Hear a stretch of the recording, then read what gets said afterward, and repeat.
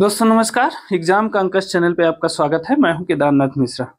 दोस्तों आगामी बिहार पीसीएस की परीक्षा को ध्यान में रखते हुए बिहार स्पेशल के एक स्पेशल टॉपिक मिट्टी और जलवायु के कुछ महत्वपूर्ण परीक्षा उपयोगी प्रश्नों को लेकर मैं उपस्थित हूं।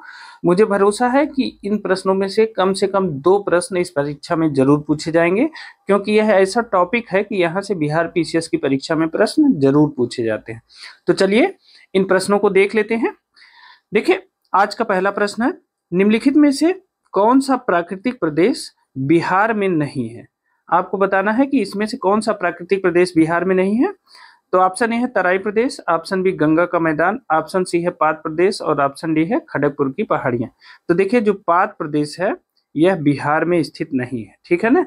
बाकी तराई प्रदेश चंपारण और किशनगंज में तराई प्रदेश है, ठीक है। साथ ही गंगा का मैदान भी उपस्थित है। आप जानते ही हैं कि गंगा जो है पटना से होकर ही जाती हैं और खड़गपुर की पहाड़ियां भी बिहार में स्थित हैं। तो पात प्रदेश जो है यह प्राकृतिक प्रदेश बिहार में स्थित नहीं है, ठीक है ना। चलिए नेक्स्ट देखते हैं। देखिए बिहार में औसत उच्च तापमान किस स्थान का है। आपको बताना है कि बिहार में औसत उच्च तापमान किस स्थान का है। तो देखिए गया का तापमान एवरेज है और उच्चतम है। इन सब से पटना, औरंगाबाद और मुंगेर से गया का तापमान औसतन उच्च है, ठीक है ना। तो अगर आपसे यह प्रश्न पूछा जाए कि बिहार में औसतन उच्चतम तापमान वाला स्थान कौन सा है, तो यह गया है, ठीक है ना। नेक्स्ट देख लेते हैं। देखिए बिहार में सर्वाधिक वर्षा प्राप्त करने वाला क्षेत्र कौन सा है। बिहार में सर्वाधिक वर्षा प्राप्त करने वाला क्षेत्र कौन सा है। तो देखिए बिहार में जो सर्वाधिक वर्षा प्राप्त करने वाला क्षेत्र है वह है किशनगंज। किशनगंज में बिहार में सबसे ज्यादा वर्षा होती है, ठीक है ना। आप जानते हैं कि बिहार में सबसे ज्यादा जो वर्षा होती है वो दक्षिणी पश्चिमी मानसून से होती है और बिहार में जो है एक किशनगंज है। किशनगंज के साथ अररिया, किशनगंज के बाद जो है अररिया में भी सबसे ज्यादा वर्षा होती है, ठीक है ना। कितना होती है, लगभग 1800 ml होती है, ठीक है। 1800 मिलीमीटर वर्षा होती है किशनगंज में भी, ठीक है ना। तो बिहार में जो सर्वाधिक वर्षा प्राप्त करने वाला क्षेत्र है वो कौन सा क्षेत्र है, वो किशनगंज वाला क्षेत्र है। किशनगंज के साथ अररिया और कटिहार जिलों में भी लगभग 1800 मिलीमीटर वर्षा होती है। पूर्णिया भी उसमें समाहित है, पूर्णिया में भी इतनी ही वर्षा होती है 1800 मिलीमीटर के आसपास। तो देखिए सर्वाधिक वर्षा प्राप्त करने वाला स्थान क्या है, किशनगंज है, ठीक है ना। किशनगंज, अररिया, कटिहार, पूर्णिया ये सभी उसमें शामिल हैं, ठीक है। चलिए नेक्स्ट देखते हैं। अगला पॉइंट है, गंगा के दक्षिणी मैदान की जो प्रमुख मिट्टी है वह कौन सी है। तो देखिए गंगा के दक्षिणी मैदान की जो प्रमुख मिट्टी है वह है कैवाल मिट्टी, ठीक है। गंगा के दक्षिणी मैदान की जो प्रमुख मिट्टी है वो कौन सी मिट्टी है, वह कैवाल मिट्टी है। देखिए जो कैवाल मिट्टी है इसका रंग कैसा होता है, कैवाल मिट्टी का रंग होता है पीला रंग की होती है कैवाल मिट्टी, ठीक है ना। और यह करैल मृदाओं व क्षारीय प्रकृति से बनी होती है। इसमें क्षारीय व अम्लीय गुण जो होते हैं, क्षारीय व अम्लीय गुण जो इसमें होते हैं कैवाल मृदा में वह संतुलित मात्रा में होते हैं। क्षारीय व अम्लीय गुण इसमें जो होते हैं वह संतुलित मात्रा में होते हैं। और कैवाल मिट्टी में जल सोखने की सर्वाधिक क्षमता होती है। क्या होती है, जल सोखने की क्षमता, जल सोखने की जो क्षमता होती है वह सर्वाधिक होती है कैवाल मिट्टी में, ठीक है ना। यह ध्यान रखिएगा, कैवाल मिट्टी में जल सोखने की क्षमता सर्वाधिक होती है। यह मिट्टी पीली होती है। इसमें क्षारीयता और अम्लीयता का गुण लगभग बैलेंस होता है, ठीक है ना। और इसमें जो है अत्यधिक उर्वरा शक्ति पाई जाती है। क्या होती है, यह उर्वरा मिट्टी होती है, इसमें अत्यधिक उर्वरा शक्ति पाई जाती है, ठीक है ना। इसमें धान, गेहूं, चना और अरहर की मुख्य फसलें इसमें उगाई जाती हैं। किसकी उगाई जाती हैं, इसमें धान, गेहूं और चना इत्यादि की फसलें इसमें उगाई जाती हैं। और कैवाल मिट्टी को क्या कहते हैं, बांगर मिट्टी भी कहते हैं। अब इसे आप जान लीजिए, जो नवीन जो है मिट्टी होती है उसे खादर कहते हैं और जो पुरानी मिट्टी होती है उसे बांगर कहते हैं, ठीक है ना। नवीन खादर होती है, खादर नवीन मिट्टी होती है और पुरानी जो है बांगर मिट्टी होती है, ठीक है ना। तो जो कैवाल मिट्टी है वह बांगर मिट्टी के नाम से भी जानी जाती है। इसकी उर्वरा शक्ति बहुत अधिक होती है, यह पीले रंग की होती है। क्षारीय व अम्लीय इसमें क्षारीयता व अम्लीयता का गुण संतुलित मात्रा में होता है। इसमें जल सोखने की क्षमता सर्वाधिक होती है, ठीक है ना, सर्वाधिक होती है। और इसमें धान, गेहूं, चना इत्यादि की फसलें उगाई जाती हैं, ठीक है ना। तो देखिए गंगा के दक्षिणी मैदान की जो प्रमुख मिट्टी है वो कौन सी है, कैवाल मिट्टी है, ठीक है ना। चलिए नेक्स्ट देखते हैं।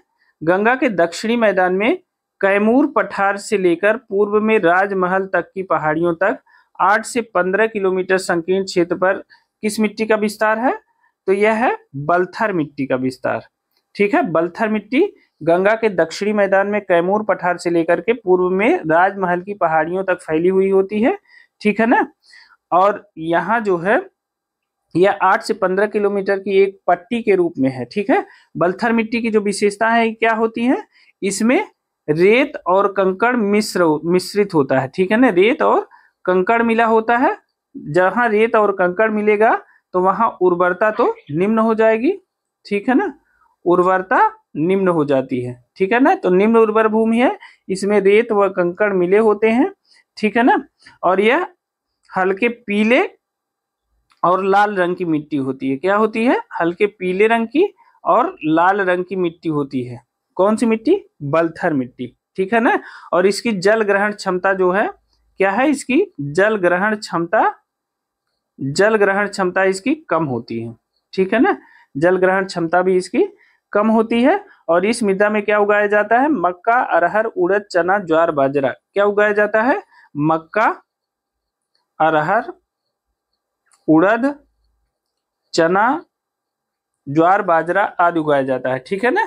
तो गंगा के जो दक्षिणी मैदान में कैमूर पठार से लेकर पूर्व में राजमहल तक की पहाड़ियों तक जो मिट्टी फैली हुई है वह है बलथर मिट्टी, ठीक है ना। अब देखिए अगर बिहार में देखेंगे तो ये जो है छोटा नागपुर पठार से लेकर के कैमूर पठार तक यह राजमहल की पहाड़ियों तक यह बलथर मिट्टी फैली हुई है, ठीक है ना। चलिए नेक्स्ट देखते हैं। नेपाल की सीमा के साथ साथ पूर्व में किशनगंज से लेकर पश्चिम में चंपारण तक, नेपाल की सीमा के साथ साथ पूर्व में किशनगंज से लेकर पश्चिम में चंपारण तक किस मिट्टी का विस्तार क्षेत्र है, तो यह विस्तार क्षेत्र है तराई मिट्टी का, ठीक है ना। तराई मिट्टी क्या है, तराई मिट्टी नेपाल की सीमा के साथ साथ पूर्व में किशनगंज से लेकर और पश्चिम में चंपारण तक तराई मिट्टी फैली हुई है। अब देखिए तराई मिट्टी मुख्य रूप से चंपारण और किशनगंज में पाई ही जाती है। अब तराई मिट्टी की क्या विशेषता है, इसमें यह भी तराई मिट्टी भी इसमें भी रेत व कंकड़ मिश्रित होते हैं, ठीक है ना। रेत व कंकड़ मिले होते हैं। यह भूरा व हल्का पीले रंग की मिट्टी होती है, भूरा व हल्के पीले रंग की मिट्टी होती है, ठीक है ना। और इसमें जो उगाया जाता है, क्या उगाया जाता है तराई में, तराई में धान, पटसन एवं गन्ना की खेती की जाती है। धान, पटसन एवं गन्ने की खेती तराई में की जाती है, ठीक है ना। तो यह भी इंपॉर्टेंट है, इसे याद रखिएगा कि नेपाल की सीमा के साथ पूर्व में खासकर किशनगंज से लेकर चंपारण तक जो मिट्टी पाई जाती है वह है तराई, ठीक है। नेक्स्ट देखते हैं, जूट का सर्वाधिक उत्पादक जिला कौन सा है। जूट का सर्वाधिक उत्पादक जिला है पूर्णिया। बिहार के पूर्णिया में जूट का सर्वाधिक उत्पादन होता है, ठीक है ना। तो जूट का सर्वाधिक उत्पादक जिला कौन सा है, पूर्णिया है। नेक्स्ट देखते हैं, देखिए बिहार की जलवायु क्या है, तो देखिए बिहार की जलवायु है मानसूनी जलवायु, ठीक है ना। बिहार की जलवायु मानसूनी जलवायु है। और यहाँ इसे उष्ण मानसूनी भी कह सकते हैं। कौन सी, उष्ण मानसूनी भी कह सकते हैं, ठीक है। और यहाँ मानसूनी जलवायु होने की वजह से मानसून से ही यहाँ वर्षा होती है, ठीक है ना। तो बिहार की जलवायु है उष्ण मानसूनी या मानसूनी जलवायु, ठीक है ना।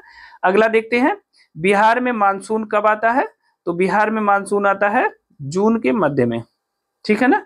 बिहार में मानसून कब आता है, तो जून के मध्य में आता है। जैसे यूपी में मानसून जून के मध्य में आता है, वैसे बिहार में भी दक्षिणी पश्चिमी मानसून से सबसे ज्यादा वर्षा होती है। और दक्षिणी पश्चिमी मानसून का जो प्रवेश बिहार में होता है वह जून के मध्य में होता है, ठीक है ना।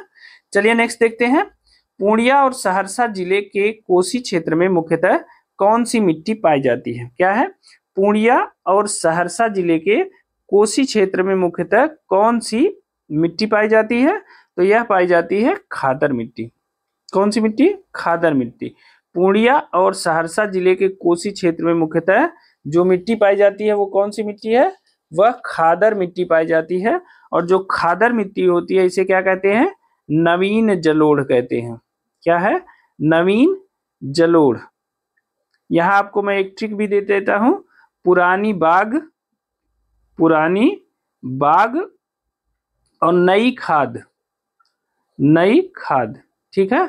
तो पुरानी जलोढ़ जो होती है वो बांगर कहलाती है, पुरानी जलोढ़ बांगर कहलाती है, और नई जलोढ़ क्या कहलाती है, खादर कहलाती है, ठीक है। तो पुरानी बाग नई खाद, पुरानी जलोढ़ बांगर और नई जलोढ़ खादर कहलाती है। तो देखिए पूर्णिया और सहरसा जिले के कोसी क्षेत्र में मुख्यतः कौन सी मिट्टी पाई जाती है, तो खादर मिट्टी पाई जाती है, ठीक है। यह नवीन जलोढ़ मिट्टी है, ठीक है। खादर मिट्टी यह गाढ़े भूरे रंग की होती है, क्या होती है, यह गाढ़े भूरे रंग की मिट्टी है, ठीक है ना, गाढ़े भूरे रंग की मिट्टी है, या काले रंग की भी मिट्टी यह हो सकती है, ठीक है, इसका रंग काला भी हो सकता है, ठीक। पूर्णिया, सहरसा, दरभंगा और मुजफ्फरपुर के बाद चंपारण के उत्तरी पश्चिमी जाकर भाग में यह थोड़ी मात्रा में पाई जाती है, ठीक है ना। इस मिट्टी में क्या होता है, चूना और क्षारीय तत्व का अभाव होता है, क्या है, चूना व क्षारीय तत्व का अभाव होता है, ठीक है ना। इस मिट्टी में चूना व क्षारीय तत्व का अभाव पाया जाता है, ठीक है, यह भी इंपॉर्टेंट है। और यहाँ धान, जूट और गेहूं की खेती की जाती है, क्या धान की खेती की जाती है, जूट की खेती की जाती है और गेहूं की भी खेती इसमें की जाती है। तो देखिए पूर्णिया सहरसा जिले के कोसी क्षेत्र में मुख्यतः कौन सी मिट्टी पाई जाती है, तो खादर नवीन जलोढ़ मिट्टी, ठीक है ना। नेक्स्ट देखते हैं, नवीन जलोढ़ मिट्टी बिहार के किस जिले में पाई जाती है, तो देखिए सहरसा, पूर्णिया और दरभंगा, उपर्युक्त सभी जिलों में नवीन जलोढ़ मिट्टी पाई जाती है। अभी ऊपर हमने आपको बताया नवीन जलोढ़ को क्या कहते हैं, खादर भी कहते हैं, ठीक है। तो नवीन जलोढ़ मिट्टी सहरसा, पूर्णिया और दरभंगा में पाई जाती है, तो उपर्युक्त सभी सही है। नेक्स्ट देखते हैं, दलदली मिट्टी बिहार के किस जिले में पाई जाती है, आपको बताना है कि दलदली मिट्टी बिहार के किस जिले में पाई जाती है। तो दलदली मिट्टी बिहार में सुपौल, किशनगंज और सीतामढ़ी तीनों में पाई जाती है, ठीक है ना। दलदली मिट्टी बिहार में सुपौल, किशनगंज और सीतामढ़ी तीनों जिलों में पाई जाती है, उपर्युक्त सभी सही है, ठीक है। ये प्रश्न बहुत ध्यान से देखिएगा, यहाँ से प्रश्न आने की संभावना पूरी तरह से है आपकी परीक्षा में, इसलिए इन सभी प्रश्नों को तैयार कर लीजिएगा। मिट्टी बहुत इंपॉर्टेंट पोर्शन है परीक्षा के लिए, ठीक है। नेक्स्ट देखते हैं, बिहार में लेटेराइट मिट्टी किस भाग में पाई जाती है। तो बिहार में जो लेटेराइट मिट्टी है यह किस भाग में पाई जाती है, तो यह छोटा नागपुर पठार के उत्तरी भाग में पाई जाती है, ठीक है ना। आप जानते हैं कि अत्यधिक वर्षा वाले क्षेत्रों में ही लेटेराइट मिट्टी पाई जाती है। तो बिहार में जो लेटेराइट मिट्टी पाई जाती है वह पाई जाती है छोटा नागपुर पठार के उत्तरी भाग में यह मिट्टी पाई जाती है, ठीक है ना। चलिए नेक्स्ट देखते हैं, बिहार में 5 से 7 किलोमीटर चौड़ी पट्टी का तराई क्षेत्र विस्तृत है, तो कहाँ कहाँ है, देखिए बिहार का जो तराई क्षेत्र है वो 5 से 7 किलोमीटर की चौड़ी पट्टी के रूप में विस्तृत है। और देखिए यह विस्तृत है कहाँ, पूर्वी चंपारण, छपरा, अररिया और किशनगंज में, यानी ये ऑप्शन सही है। बिहार में जो 5 से 7 किलोमीटर चौड़ी पट्टी का तराई क्षेत्र है वह कहाँ तक विस्तृत है, तो यह पूर्वी चंपारण, छपरा, अररिया और किशनगंज तक विस्तृत है, ठीक है ना। चलिए नेक्स्ट देखते हैं, देखिए बिहार में पुरानी जलोढ़ मिट्टी क्या है, पुरानी जलोढ़ मिट्टी का विस्तार है। तो कहाँ कहाँ पुरानी जलोढ़ मिट्टी का विस्तार है, देखो पुरानी जलोढ़ को क्या कहते हैं, बांगर मिट्टी, पुरानी जलोढ़ मिट्टी को और किस नाम से जानते हैं, बांगर मिट्टी।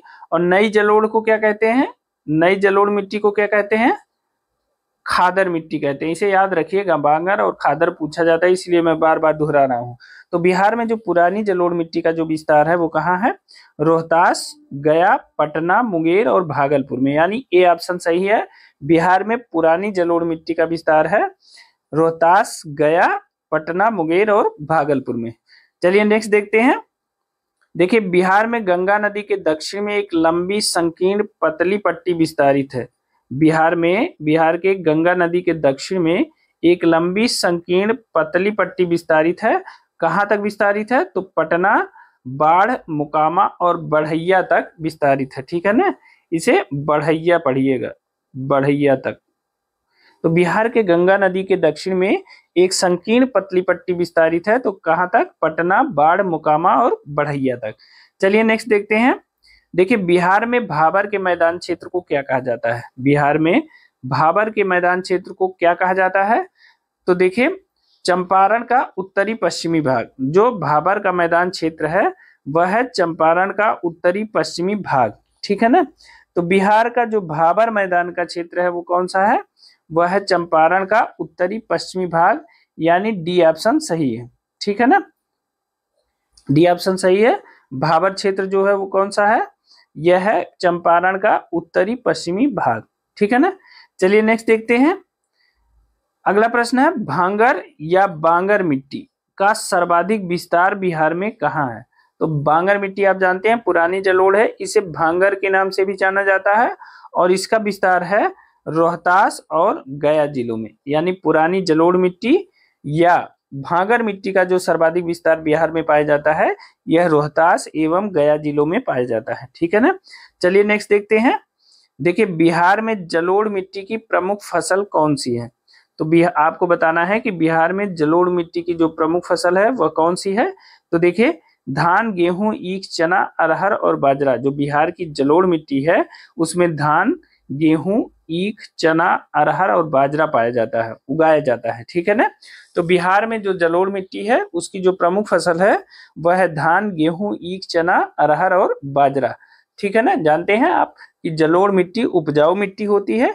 तो देखिए, यहाँ पे सारी चीजें उत्पादित की जा सकती हैं, धान, गेहूं, ईख, चना, अरहर और बाजरा। तो बिहार में जो जलोढ़ मिट्टी है उसमें धान, गेहूं, ईख, चना, अरहर, बाजरा सबका उत्पादन होता है, ठीक है ना। तो चलिए मिट्टी के 20वें प्रश्न और आखिरी प्रश्न की तरफ चलते हैं आज की वीडियो के। देखिए, कांप मिट्टी, कांप मिट्टी का जो विस्तार है उसकी प्रधानता है वो बिहार के किस जिले में है? तो देखिए, कांप मिट्टी के जो विस्तार है जो उसकी प्रधानता है वो बिहार के भागलपुर जिले में है, ठीक है ना। काप मिट्टी की प्रधानता बिहार के किस जिले में है? तो काप मिट्टी की जो प्रधानता है वह बिहार के भागलपुर जिले में है और डी ऑप्शन सही है। तो दोस्तों, ये थे मिट्टी चैप्टर से मिट्टी और जलवायु से संबंधित बिहार स्पेशल के 20 प्रश्न। ये प्रश्न आपको कैसे लगे हमें कमेंट करके जरूर बताइएगा। और हाँ दोस्तों, ये वीडियो अगर आपको अच्छी लगी हो तो आप इसे एक लाइक करिए और अपने दोस्तों के साथ भी इसे शेयर जरूर करिएगा। तो अभी के लिए इतना ही दोस्तों। अगर आप इस चैनल पे नए हैं तो इस चैनल को सब्सक्राइब कर लीजिए, क्योंकि हम जल्द ही बिहार के लिए स्पेशल करंट अफेयर्स लेकर आने वाले हैं। तो आप वहां से करंट अफेयर्स भी तैयार कर सकते हैं, ठीक है। साथ ही दोस्तों, अगर आपको इन तथ्यों की पीडीएफ चाहिए तो आप हमारा टेलीग्राम चैनल और व्हाट्सएप चैनल ज्वाइन कर लीजिए। उसका लिंक हमने डिस्क्रिप्शन बॉक्स में दे दिया है, वहां से जाके आप हमारे टेलीग्राम चैनल को ज्वाइन कर लीजिए। वहां पे इन तथ्यों की पीडीएफ उपलब्ध है, वहां से आप इसे डाउनलोड कर सकते हैं। तो अभी के लिए इतना ही। स्वस्थ रहिए, मस्त रहिए और मेहनत से पढ़ते रहिए। बहुत बहुत धन्यवाद।